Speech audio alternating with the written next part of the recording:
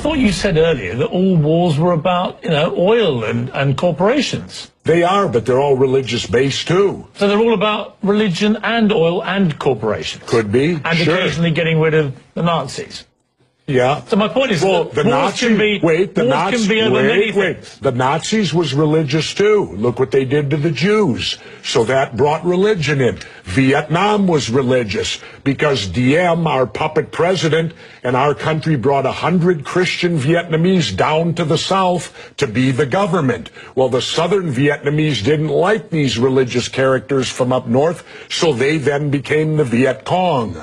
So all wars, pretty much in my lifetime, have had some religious basis, but certainly big business gets in there because wars are very profitable to certain big businesses. And, of course, big business needs to be in the Middle East so that we can get the oil out of the Middle East, so we can get the lithium out of Afghanistan. You know, they discovered a vein of lithium there they say is worth $1 trillion. Well, what is lithium used for? Every cell phone, computer, and soon to be electric cars. Let's talk about why we're really there. We're not there. How does any of these wars affect our freedom in any way? The United States is not in any threat. They're not going to do a Normandy invasion on us, Al-Qaeda in Virginia. Yeah, but hang on, you're being slightly naive, aren't you? Because I'm not being naive, sir. I think you are being naive. No. Because I think that it's clear one of the main reasons that America went into Afghanistan was to try and get Al-Qaeda dismantled, the organization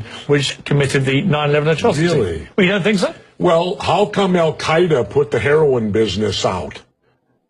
They took all the poppy growers and stopped the production of heroin. What would you have done? Wait, now how much of that illegal heroin was propping up the international banks with laundered money, and when it dried up, the first recession happened? Well, now that we're back in there, we aligned with the poppy growers, and the heroin business is back up full swing again. I thought we fight a war on drugs here. All right, Jesse, we're not. What would you have done on September the 12th, 2001? What would you have done if you'd been president?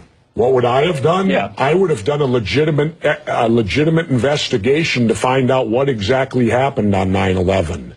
How did they know who did this so quickly like they did Lee Harvey Oswald? How quick they knew Lee Harvey Oswald killed Kennedy. Because the people who did it were identified and we knew who they were. Well, then why couldn't we have stopped them beforehand if they were identified and we knew who they were? It was a failure of intelligence. Everyone's accepted No, it that. wasn't. We knew before with Condoleezza Rice's memo on August 6th when it stated right in the memo, bin Laden to steal planes and run them into buildings. And more stuff is coming out now also, how much the Bush administration ignored the intelligence. It was almost like they ignored it because they wanted it to happen. Oh, come off it, Jesse. No, not oh, come off it. Wait a minute.